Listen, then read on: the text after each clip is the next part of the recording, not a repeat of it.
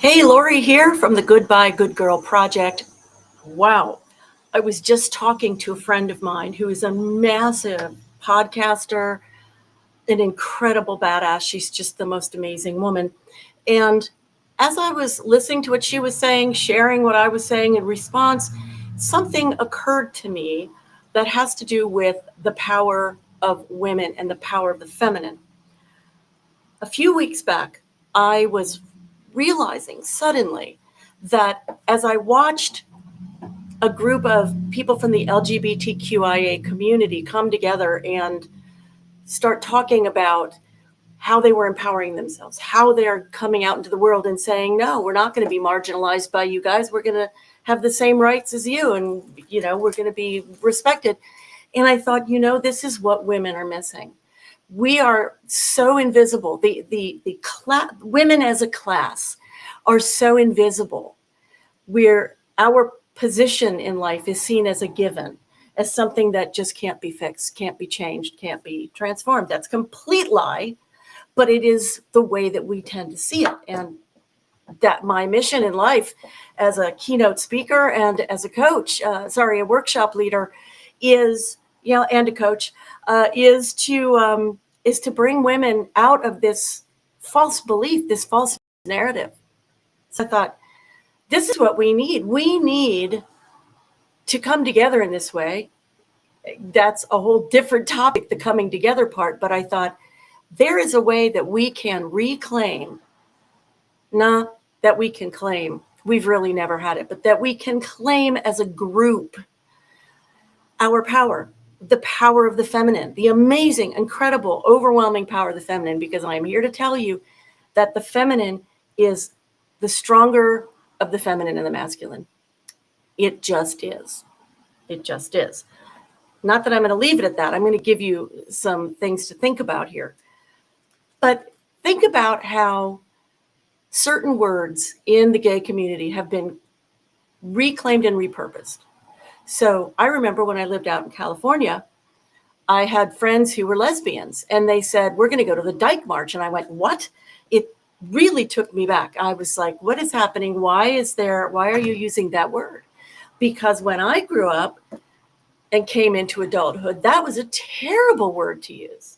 That was the word that you used when you were not an ally of the lesbian community. Okay. But now they have reclaimed and they've repurposed it. And so we are dykes, baby. We are good. So the Dyke March takes place every year in San Francisco. And you have tons and tons and tons and tons of women and their allies and coming out and saying, we're here, we're queer, we're not going anywhere. We women, just as a group, we don't have that. We don't have that. There's also the N word, which I refuse to use it. It's not my word to use. Neither is the word dyke. So I only use it in saying something like the Dyke March because that's its proper name. Like that's the name they gave it. So I don't call my lesbian friends dykes. It's not my word to use. Neither is the N word. When I came up, this was the worst thing that you could call somebody. And so I still will not use it. I know it's in the colloquial. I know that it's been reclaimed by the African-American community, the Black community. It's not my word to speak. So I won't speak it. So the LGBTQIA, the Black community, the marginalized communities have reclaimed phrases and words and made them their own in order to elevate their empowerment and their control of the narrative. And I say bravo. I say that's fabulous. What about women as a group? Women that includes LGBTQIA, Black, Asian, you name it, right? What about women as a group? How do we start to reclaim and repurpose what we know? Because the word feminine is a word that people still say as reflecting pinkness and all kinds of garbage. It's just like, that's not the feminine.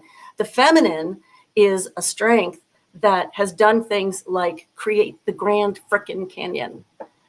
What I mean is, the Grand Canyon wasn't created because some men came in with pickaxes and decided to create this thing. It was created over I don't know how many years. I probably should have looked it up. It's created over I don't know how many years by water, by the flow of water. Gentle but relentless, right? Gentle but relentless. This is very feminine. It says, I'm staying with my own particular nature, my water nature, my flowing nature, and I am carving out by allowing it to create its own shape. I'm not saying there's going to be a curve in the Grand Canyon here and a curve over here. I just know my job is, as water, is to just flow and keep flowing and keep wearing you down. It just, so, and that's what happened. That's what created the Grand Canyon. Very feminine. Something else that's very feminine is something like gestation. I mean, even if you're not pregnant, you're always pregnant with yourself. You always are. You are somebody who is continually blossoming and blooming and growing. If you're not aware of that, I do recommend it as a thing to look into in personal growth, spiritual growth, energetic growth, because it is far more entertaining, far more growthful, far more freedom producing and peace producing than when I get to $1 million, I can relax. I know, because I've tried both. Excuse me. So I was thinking it's not about phrases for us. It's about actions, and it's with qualities. So a quality is feminine, right? I took some notes here. That's why I keep looking down. So one of the words that we're shamed for is emotional. We are shamed constantly for being too emotional. And yet corporations were quick to jump in and say emotional linguistics is fantastic. And we claim it in the name of corporatiania or something, you know. That's what happened. They came in and said, it's ours. We understand it. But it's more about manipulation. It's more about emotional manipulation rather than what the real feminine description of emotion is, the real feminine power description of what it is, which is the ability to create bridges of understanding, the ability to be masterful about how we respond to and grow from our emotional set points into different emotional set points and different ways of communicating. It is the willingness to be in process. That's what gestation is about. It's about process. And really being able to say, I'm more than willing to spend my time figuring out how to communicate in a way where we both have respect and we both have honor and we both have our strengths and our empowerment, and we are going for the goal of understanding each other and coming to a higher purpose. That's very, very feminine. So what we're missing in this culture is this idea that we can reclaim emotion as a power. And I say this all the time. So if you've heard this before, you've heard this before. But emotion, our emotions, our human emotions, have vibrational frequencies. And when you understand this, not just understand it here, but really get it, you can understand, you can walk into switching, up-leveling your emotional context, your emotional vibrations. And what that does, it not only gives you the calm, then the mastery that you need to be able to access your frontal cortex so that you are not being hijacked by your own social conditioning, which says, oh, I'm a woman, I can't speak up, I can't stand up, I can't do this, I can't do that. And instead, you can access that place where you're like, I know my truth and I can just stay here. I don't have to work real hard. I just have to stay in my truth, and then I can speak my truth. And it's very powerful. Makes people stop talking. It makes people stop yelling. I'm telling you, this is the truth. This is the feminine, the power of the feminine. Now, another thing that we have the ability to do is to take on that word feminine. When I first started looking at the word feminine, I swear to God, I thought it meant like pink. I said, this is bad. I need to find what feminine strength is. I was trying to compare it to masculine strength.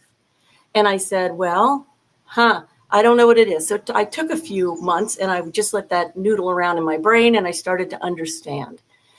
Feminine is flow. Feminine is relentless and procedural, process-based. It is It is also the fierce feminine, never gives up, but doesn't feel the need to scream and yell and carry on either. The feminine is all about emotion, compassion, about intuition, instinct, all of those marvelous things, without which we're just being human and feeling limited. And the fact is that we are limitless beings. We are the feminine and the masculine together, and we are limitless, energetic beings. Some people call it soul or spirit. That's our real identity. So when we think about, oh, I'm too emotional, I would invite you to think about this. Your emotion can be used as a jumping off point. Here's how. Let's say you don't feel so great or you're angry and you say, I am not enjoying this experience of what I'm feeling. I want to feel something else. Identify what you would rather feel. You can also identify something that you would like to feel that maybe is only a few steps from what you're feeling. Like instead of anger, I'd like to feel like purpose, like angry purpose, like real purpose to make something happen. I want to feel that. You can choose whatever you like. And imagine and tune into that feeling, because you have felt that feeling before. You felt that feeling when you were like, damn it, this place is a mess. I'm just, okay. I'm sick of this. I'm sick of how I'm living. I'm going to just go clean the heck out of this place. And you go and you do it and you're like, thank God, right? You can use that. You really can. The other thing I want you to think about is the difference between two words, two very differently powered words, nice and kind. If you are somebody who is sick of being a nice woman, it doesn't mean you don't have to be a kind woman.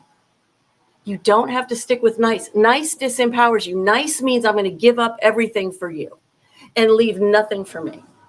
But if I am a kind person, I'm maintaining my boundaries. I am maintaining who I am and what I need to do. And at the same time, if I have to say to you, no, I don't want this, I can be kind about how I say it. I can say, apologies, I don't think I'd like to contribute to that. That doesn't sound like it's in my path right now. Instead of, oh, I don't want to hurt their feelings and I'm just going to be nice and say yes. Don't do that. Challenge yourself to go for kindness instead. We have got to understand that we need a way to take that leaf out of the LGBTQIA and the Black playbook and reclaim the feminine as our power, the vibrational, the energetic, the emotional, the intuitive, the inspirational. We've got to reclaim this. We've got to claim it for the first time. We've been shamed out of it. Oh, I'm too woo-woo. Bull. You are instinctive. You are intuitive. You are receiving messages. You are a sensitive person who can feel the full panoply of the human experience. How remarkable is that? We, as a whole group, the group called women, have got to be able to see that we, just as much as any marginalized group, because we are a marginalized group, need to get our fierce on. We need to get our badass on. And we need to reclaim and claim for the first time all that we are. I'm not too emotional. I'm a badass emotional translator of information that comes in through my ears, through my sensing, my emotion. I can tell you what's up. I'm Counselor Troy on the freaking Next Generation Star Trek. I'm amazing. And if you only knew what I knew, you would feel so much better. You would do things differently. You wouldn't put yourself into burning yourself out every freaking second. You wouldn't do that. You would be able to include yourself as part of this amazing journey of life in a way that gives you quality of life. Why we need the feminine, exactly why we need it. So where the LGBTQIA is claiming the word dyke and African Americans are claiming the N word, and neither of those words are mine to speak. Really, I can say, I see the power, I feel the power, I know the power, and I live the power of the feminine. The feminine is so much stronger than the masculine, which is why they fear you. So we have to get to work. We, as a group, women, that includes women of all color, women of all sexual orientations, the whole schmear. But woman, this whole system, this whole society is breaking down, and that's good for us. It's time for us to rise, and we have to do it person by person as well as group by group. So start thinking about what are those words that make you feel less powerful, that tend to be about women, and find the strength. Find the strength definition. Do that. And meanwhile, I'm going to go off and I'm going to create a workshop about this. So I'll see you later. But lots of love and moxie to you, because we are the answer. Yes.